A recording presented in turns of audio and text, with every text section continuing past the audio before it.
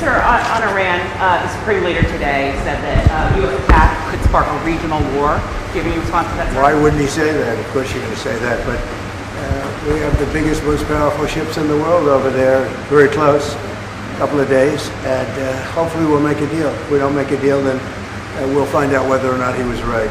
In the past as well, the Americans have repeatedly threatened in their statements that all options are on the table. All options means including the option of war. The Americans should also know that if they start a war, this time it will be a regional war. Tehran's deadly crackdown on protesters has been in the news for a long time now. The United States has been closely watching developments in Iran since anti-government protests erupted. Since then, President Donald Trump has repeatedly threatened the Khamenei regime with possible U.S. action in response to the regime's bloody suppression of demonstrators, which has reportedly left more than 6,000 people dead. Trump's massive armada has already arrived in Middle Eastern waters. The USS Abraham Lincoln and guided missile destroyers have reached the region, giving the United States the capability to strike Iran.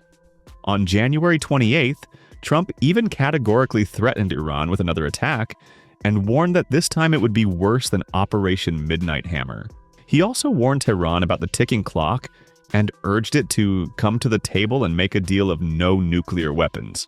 Days later, on February 1st, Iranian Supreme Leader Ayatollah Ali Khamenei issued an ultimatum to the United States saying, "Americans should know that if they start a war, this time it will be a regional war." As you can see, sometimes they try to stir up talk of war, saying we have such and such planes, we have this and that, we can do this. This isn't new either. In the past as well, the Americans have repeatedly threatened in their statements that all options are on the table. All options means including the option of war. They've always said all options are on the table. Now it's the same. They keep making these claims. But what did we do? We didn't back down. Our dear people of Iran shouldn't be frightened by these things. The Iranian nation is not influenced by these tactics. We do not shy away from standing up for what is right, but we are not the ones to start anything. We do not wish to oppress anyone, nor do we want to attack any country. But when it comes to someone who has the intention to attack, to cause harm, the Iranian nation will respond with a firm fist, let it be known. That is our style. Of course, the Americans should also know that if they start a war, this time it will be a regional war. In several consecutive posts, Khamenei reiterated his stance, saying, "Americans shouldn't try to intimidate the Iranian nation with naval, troop, or aircraft buildups." The Iranian Supreme Leader's comments came after Trump again threatened Tehran with big, powerful ships heading in their direction. On another note, President Trump also told reporters that Iran is seriously talking to the U.S. as military action looms. Sir, could you give us an update on where your thinking is right now with Iran, if you have made a final decision on what you want to do? I mean, I certainly can't tell you that, but we do have very big, powerful ships heading in that direction, as you know. I can't tell you, Okay. but I hope they negotiate something that's acceptable. Saudi Arabia's defense minister reportedly said that if the U.S. backs off the strike, that will only embolden Tehran. What's your reaction to that, sir? Well, some people think that, some people don't. If you could make a negotiated deal that would be satisfactory with no nuclear weapons, they should do that, but I don't know that they will, but they are talking to us. Seriously talking to us. Look, we have a lot of things happening right now with Iran. We have a tremendous fleet going in that direction, and they're talking to us. So a lot of things could happen. Meanwhile, a U.S. Navy destroyer stationed at Israel's Eilat port was observed entering the Red Sea on February 1st.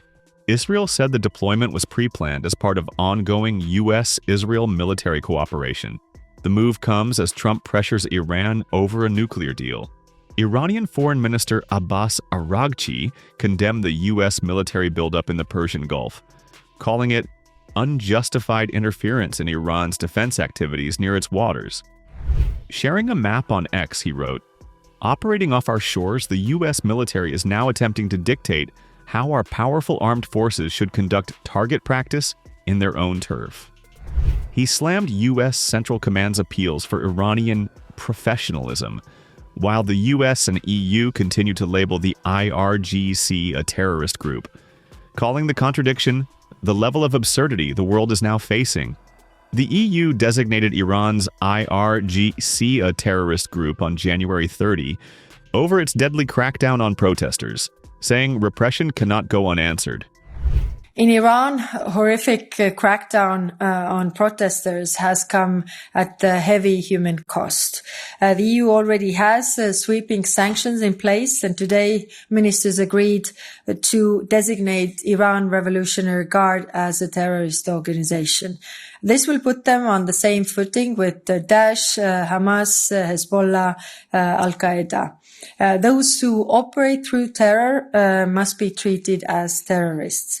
Ministers also imposed sanctions on those responsible for the brutal crackdown of protests, including the Minister of Interior. Repression cannot go unanswered.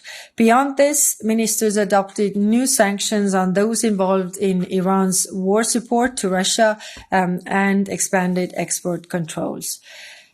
Ministers were clear that Iran must release all those unjustly detained, including the European Union citizens. Going forward, we must be ready to further increase pressure on the authorities and continue supporting Iran's civil society. Meanwhile, in a Senate hearing, U.S. Secretary of State Marco Rubio called the Khamenei regime weaker than ever and explained why Iran's economy is deteriorating. He accused the Iranian government of spending its money on weapons and funding terrorist organizations. Just very briefly, we've heard such differing accounts, and the president has spoken strongly, you have as well, on the deaths in Iran and the horrible atrocities that are being committed. Can you give us some sense of, we see reports of thousands, tens of thousands. What's the State Department's best estimate of what's happened on the ground? Well, in the thousands for certain. And look, I think regimes, including that one in Iran, have learned that when you start shooting people in the head with snipers, it's effective.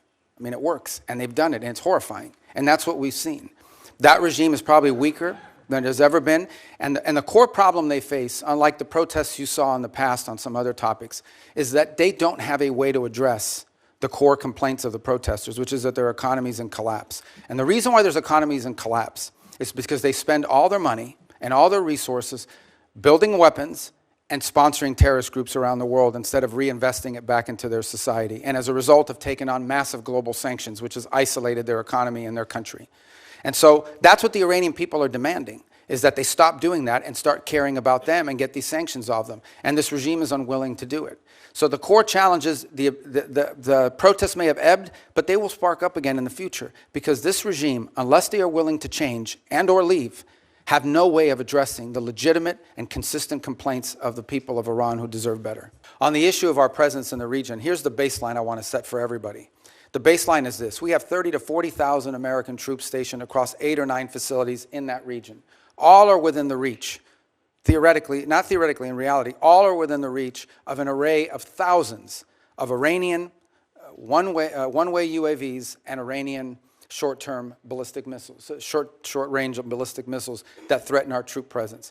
We have to have enough force and power in the region, just on a baseline, to defend against that possibility. That at some point, as a result of something, the Iranian regime decides to strike at our troop presence in the region. The president always reserves the preemptive defensive option. In essence, if we have indications that, in fact, they're going to attack our troops in the region, to defend our personnel in the region. We also have security agreements, the Defense of Israel Plan and others, that require us to have a force posture in the region to defend against that. And so I think it's wise and prudent to have a force posture within the region that could respond and potentially, not necessarily what's going to happen, but if necessary, preemptively prevent the attack against thousands of American servicemen and other facilities in the region and our allies.